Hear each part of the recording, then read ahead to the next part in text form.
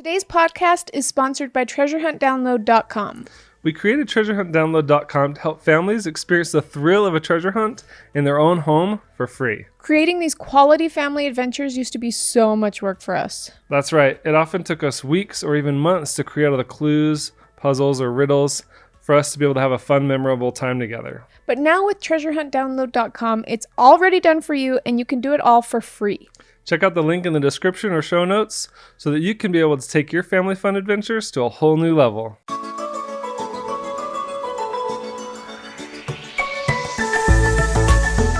Welcome to Beach Theory. Beach Theory! So, a lot of crazy things are happening in the world right now. Yeah. I just remembered I used to belch at the beginning of every one of these. So now I have to start that again. I don't miss it. Yes, you do. Just kidding. Today is kind of a crazy day. We just found out that Russia attacked Ukraine. Do we even know why? I'm sure there's reasons, but I don't follow close enough to know all the details. All I know is that everybody says Russia is evil and Ukraine is an innocent victim, and that's that right now. Wow. People are saying this is the beginning of World War III, and China's going to retake Taiwan, and all these different things. Whoa. So, we'll see. That's so crazy. Why do they think other people are going to come into it? Do we even know? Well, I've heard people say that America is going to come to Ukraine's defense and fight against Russia because Ukraine is an ally, maybe? I don't know enough to really have any kind of a say. This is my thoughts on the matter right now. I think that there's far too many movies where Russia is the bad guy. And I once talked to a Russian lady who said in her country, Americans are always the bad guys. And it's like, why do we do this to each other? Why do we even make that a thing? Like, how come we have to have an enemy? How come we have to make other people here on the earth right now enemies to us? And I just feel like it's because of power, people wanting more power, and people not being satisfied, specifically government leaders not being happy and satisfied with what they have. And I'm just looking at all of this and thinking there are so many good lessons that we need to teach our kids. And that we, as a people, just have, especially as families, we do get the opportunity to teach our children what we want them to believe. And they can always make the choice if they want to believe what we teach them or not. There are definitely things that I believe that my parents have taught me and things that I do not believe that my parents have taught me. I still have a choice. But I do believe that ultimately my family taught me very well. I think that your family taught you very well too. And a main thing that I woke up with this morning when he woke me up and told me kind of what had happened, I was like, I'm so grateful in this moment right now that recently the parenting program came into our life. And it's not just in the parenting program.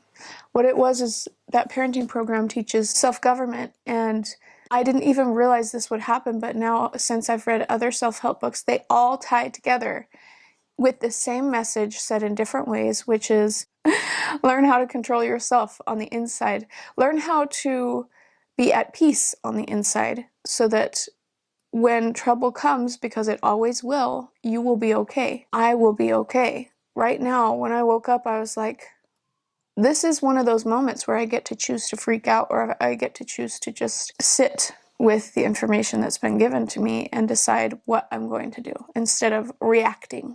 But I get to choose how I will act.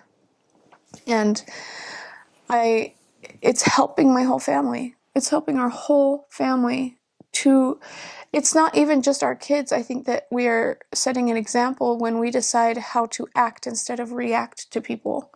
And our kids are learning so much and they're getting better every single week. They are really improving with the realization that and they're not perfect, and we're not perfect, but they're hitting that realization that they get to choose all the time how they're going to react. They just can't choose the consequences of it. And it's true for adults too, and it's true for countries too. Like, they get to choose how to act, but they don't get to choose the consequences that come from it. It's like a tried and true principle that will always be true. We don't get to choose our consequences. We get to choose our actions in the first place. And if we took a minute to let ourselves just sit with whatever happens in the world and then make an action instead of just reacting the second we hear what's going on, there would be so much more peace and there would be so much happier people. And I know, because I'm so much happier. And things aren't perfect in my life, but I feel the happiest I think I've ever been. And it's because I am learning how to not react, but how to just choose what I'm going to do when something happens that bothers me. And I'm recognizing that if I freak out, that is my choice. It is not somebody controlling me outside of my body. And specifically with my brother. I have a really hard time with one of my brothers. And I say I have a really hard time. I have had a really hard time with one of my brothers because he has differing opinions than me all the time. And I don't agree. But I used to react in a way that was like, I don't agree, and I'm going to fight you, and I'm going to fight you so hard, and I'm going to defend anybody that you're going against, and blah, blah, blah. And I just realized, like, it hit me really hard, especially with him, that, sorry, I'm talking so much. I want to hear what you have to say, No, too. you're allowed to talk as much as you want. So But what did you just it's say? your idea then. But I had some really good interactions with my brother the other day, and that was because no matter what he said, even if I completely disagreed, I didn't feel the need to get riled up. And in fact, I was practicing through the whole conversation my self-control in realizing that he can't force me to get mad. He cannot do it. I do it. And it's like, you always hear that growing up. You're like, you made the choice to do this. And it's like, he made me because he looked at me. yeah. No, you chose But to full-grown punch him in the adults face. do it too, all the time, all day, every day. Full-grown adults are like, absolutely, because I'm only just barely starting to learn how not to do that. Yeah.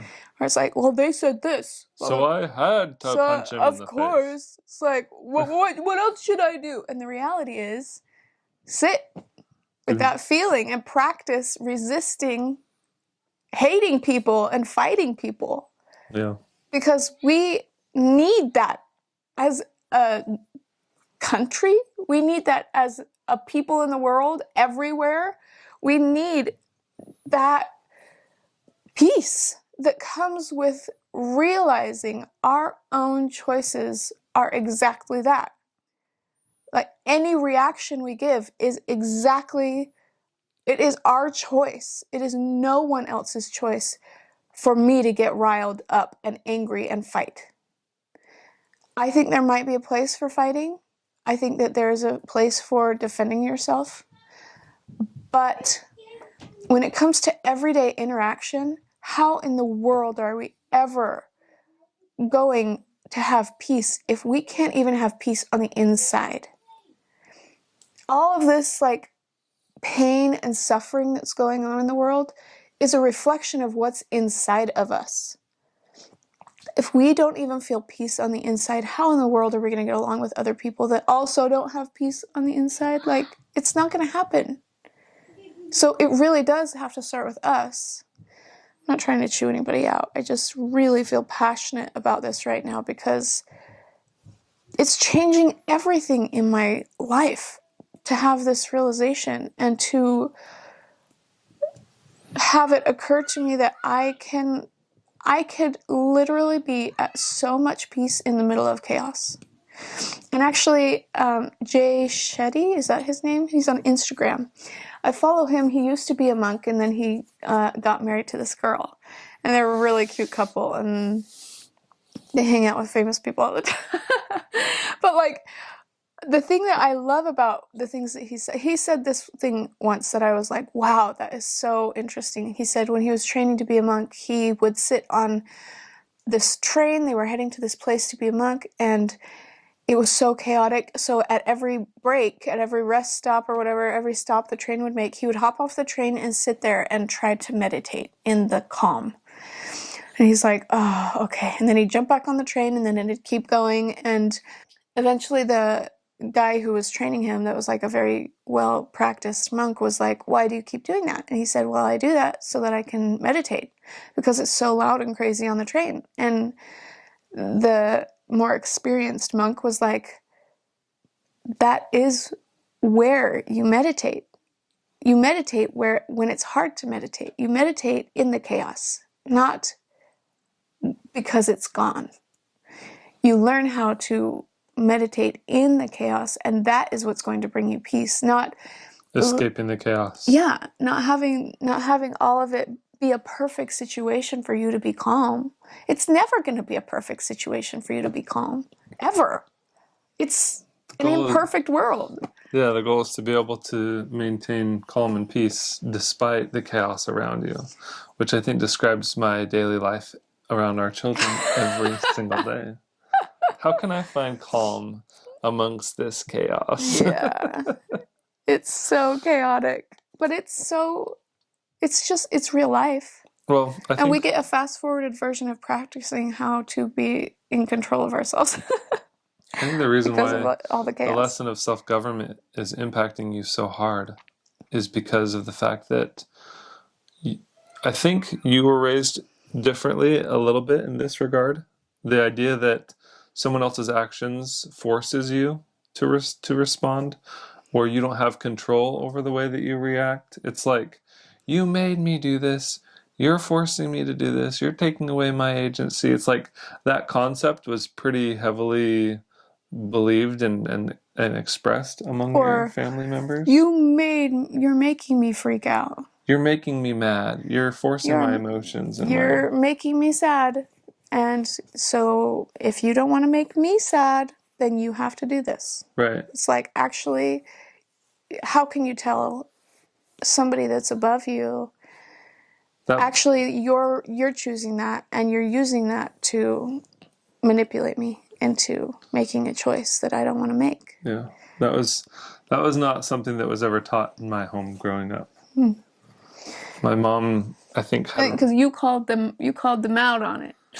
You're like, no, you're making it. Well, I just remember my mom self-governing really well among us kids. Like, we as kids might have been crazy and fighting and whatever. And I remember, like, there were times where I was like, why are you not getting angry, Mom? You know, why are you not getting upset by this thing? And she would just be calm.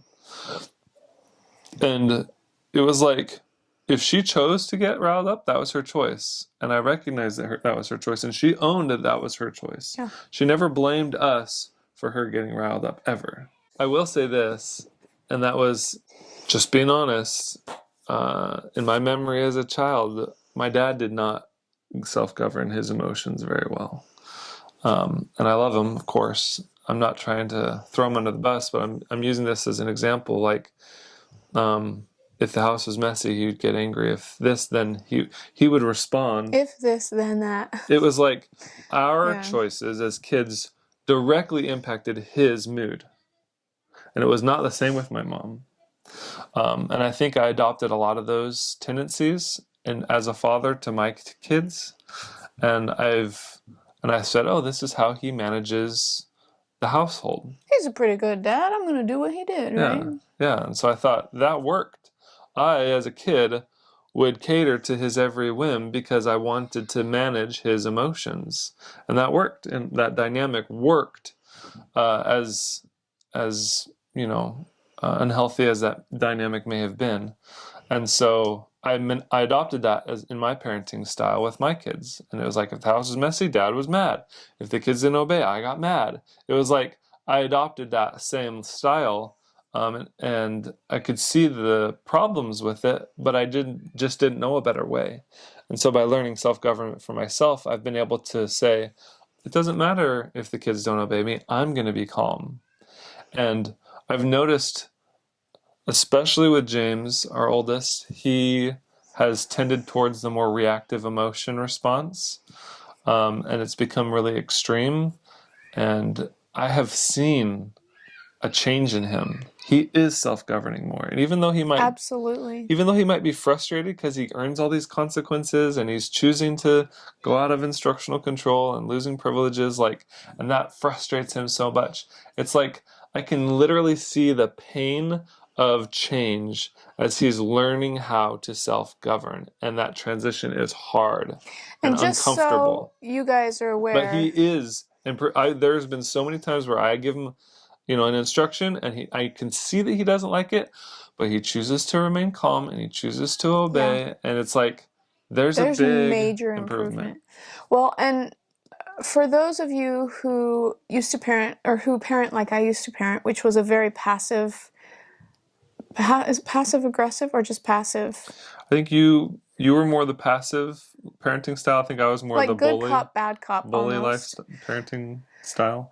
And and that even in the past when I would hear that somebody would give consequences and be really strict with their kids, I would be like, that is so mean.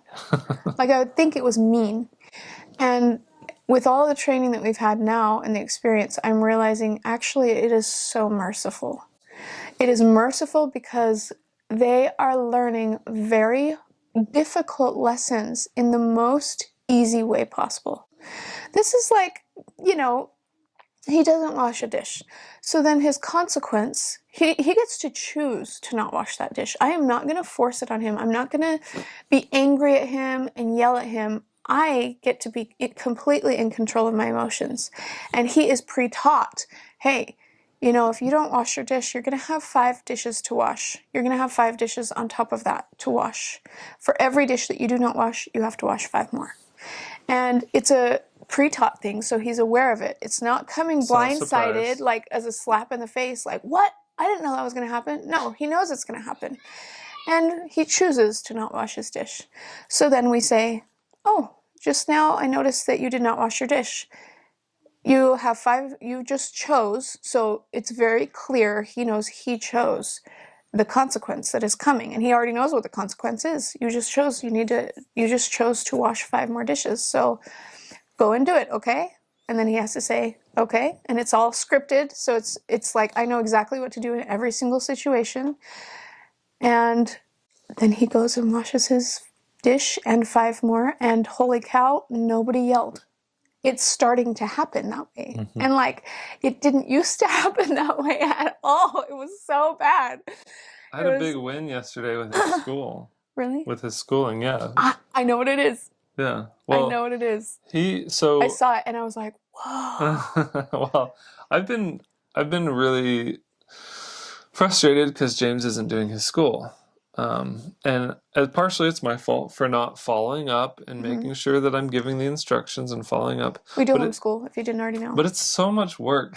Like, the thing about self-government is it requires us to change first.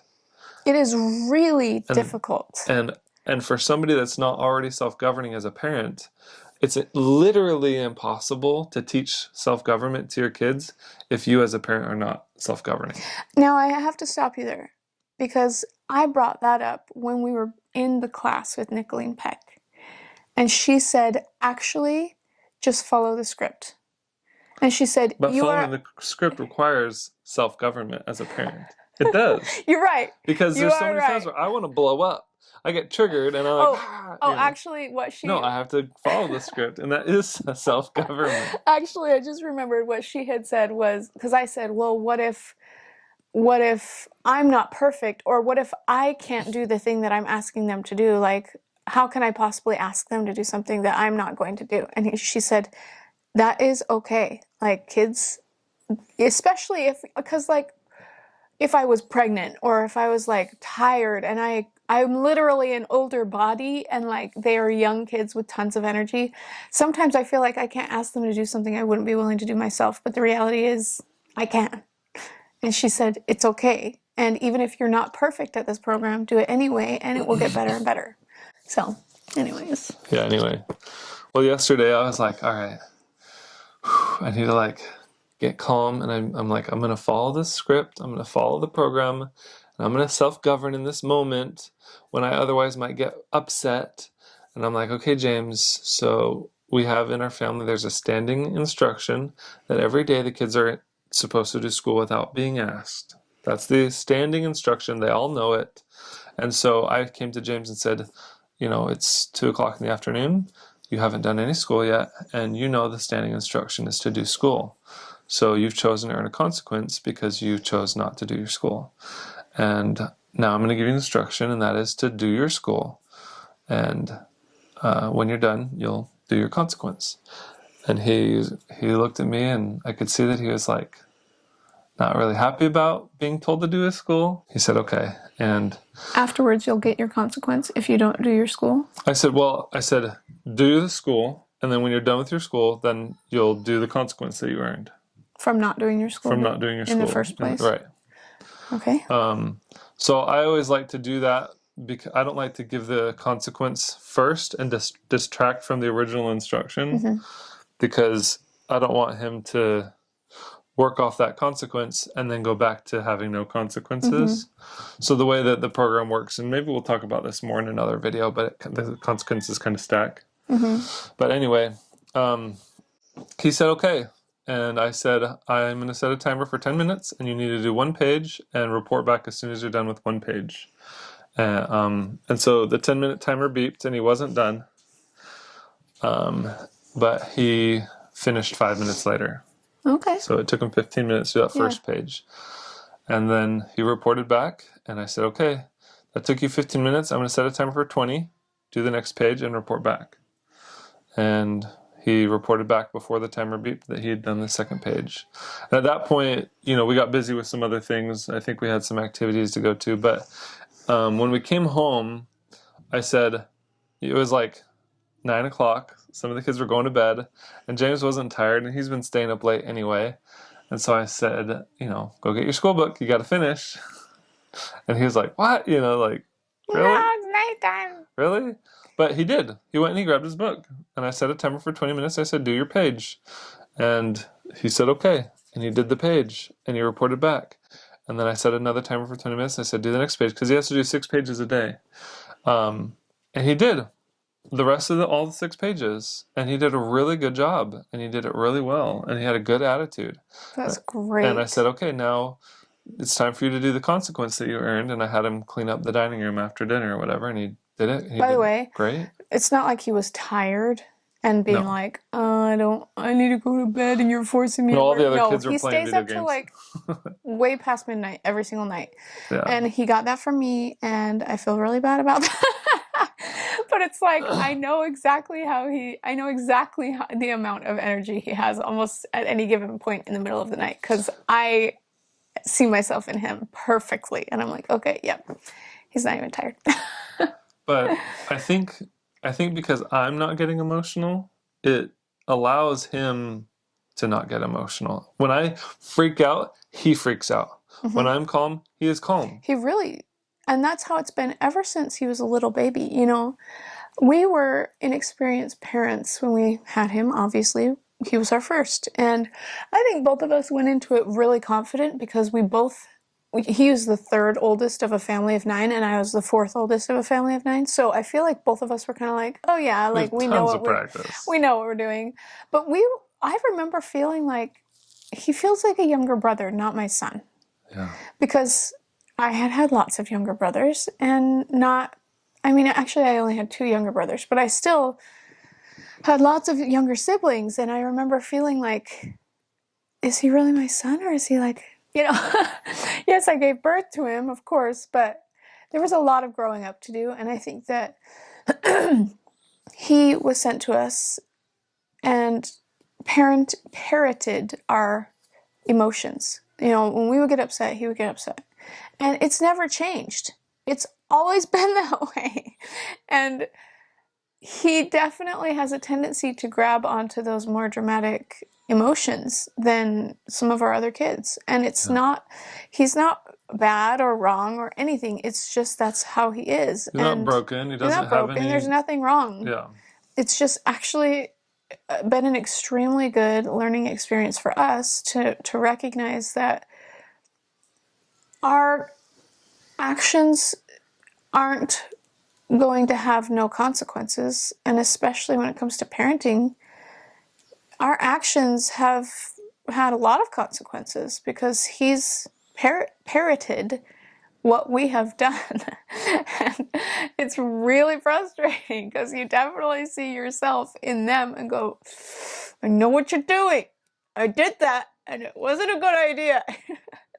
And you're following my emotional patterns, which makes it really hard because we're also feeling those emotions still. And this is where like our growth has come in, where we've been able to go, okay, I think that we can move on.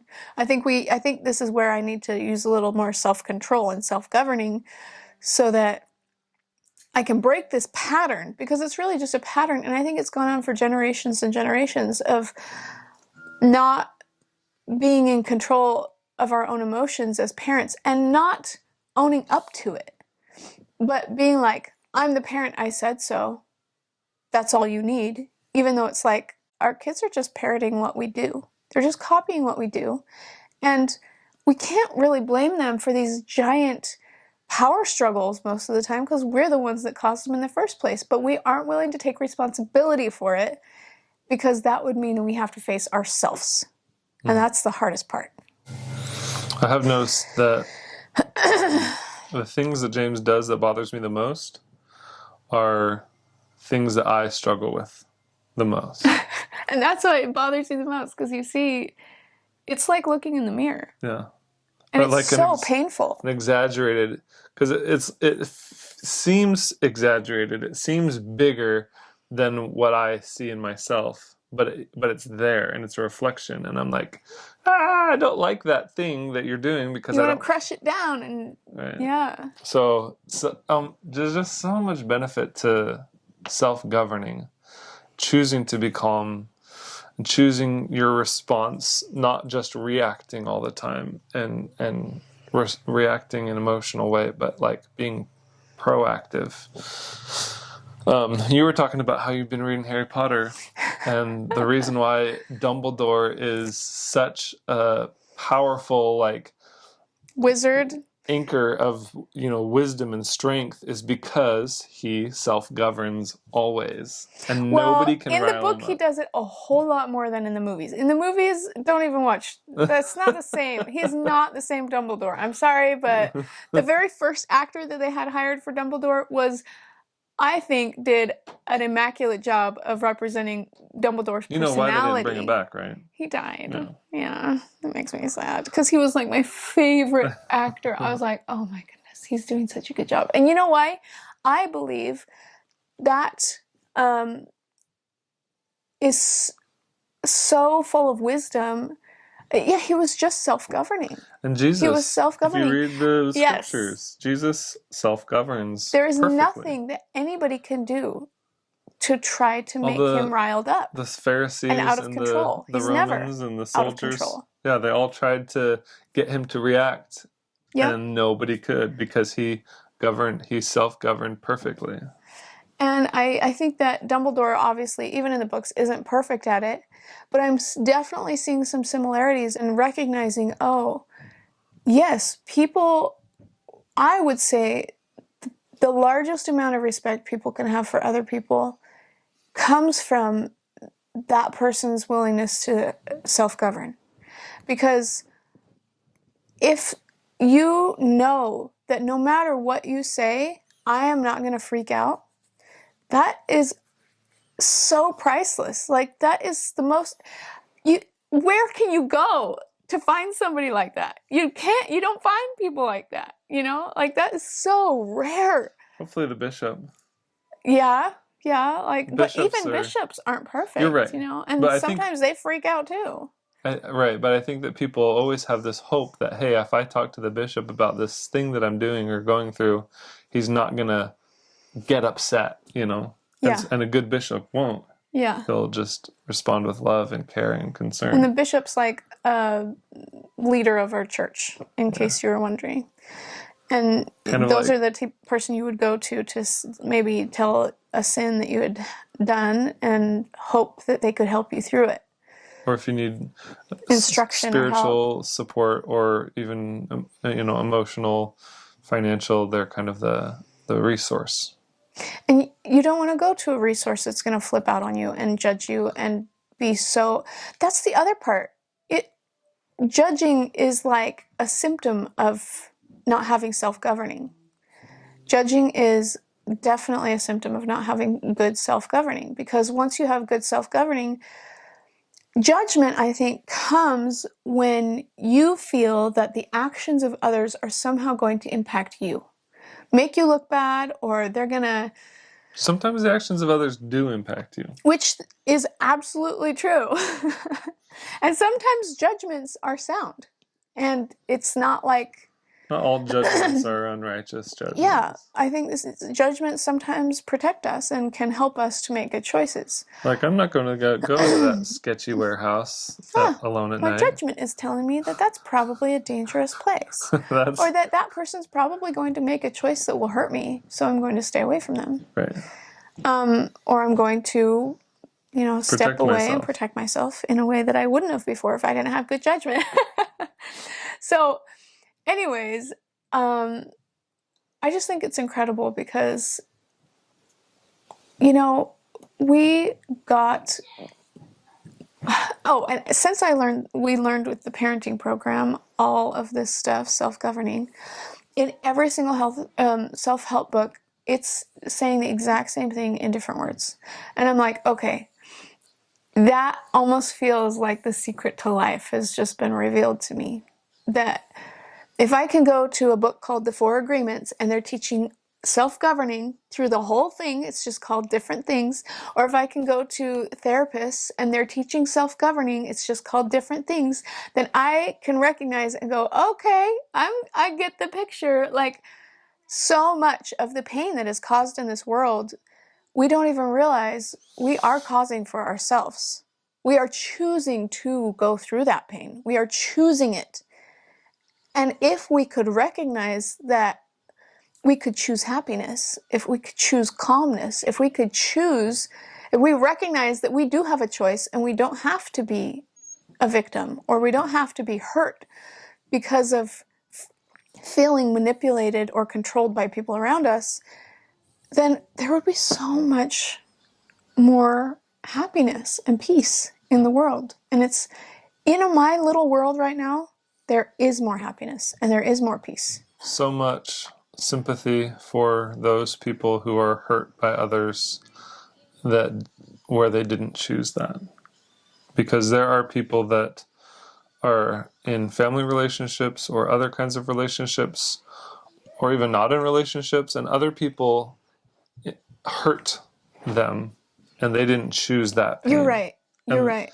It's like, doesn't matter how much you self-govern, if somebody comes to you You're right. and hurts you and takes away your, and causes pain to you, it's like that, responding to that in a healthy way and moving on from that, it's like, oh man, there's just, my heart goes out to those people in those circumstances. And I've had things done to me that I didn't choose. The world is not fair.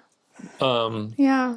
And so all I can do is continue to choose to respond well in my own life and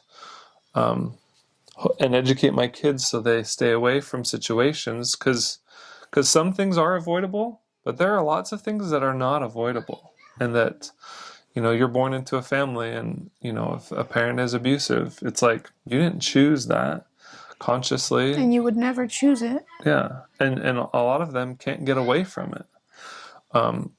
Or they're like, I love my mom and dad, they're abusive emotionally or physically, but I love them. And so I can't leave them. And so in those moments, they choose to remain in that relationship that's abusive. And it's like causing them pain, but sometimes you don't choose that and it just happens to you. And that's just so hard I think to overcome that. I think you're right, because the way that I was talking made it sound like we can avoid all pain. But you really can't. You can't. You will not. No one will come to this world and be unscathed. Every single person is going to have horrible trauma that they go through. And some are definitely worse than others. I mean, It is not even by any means. there are people that have all good relationships, but then they have a health problem that they didn't choose that cripples them for life or causes them pain for life. And it's like, I didn't choose that.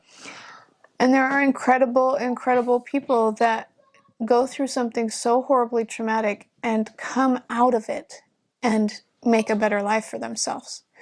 Like Xena, who, her story is incredible, and I filmed one video with her and I never posted it. But she just blew my mind because she went through a horrible, horrible childhood and came out of it and had hope and has since made an incredible, beautiful family and is doing well. And it's like, I feel so inspired by her, but also then there's those people who go through a horrible traumatic experience and they don't come out in one piece and perfect and able to really move forward from that. And that is the other part that's like, it's so difficult because that's going to have to be sorted out by God. Yeah. And it's not something that we get to choose to decide what's going to happen to them or how the best thing we can do is just treat them kindly, but also self-govern around those people, because most likely if they've been hurt, they're probably going to hurt you too, because what other examples have they had, you know? I feel more prepared for our family. I feel more prepared for our future. I feel more prepared for this. Are you kidding me right now?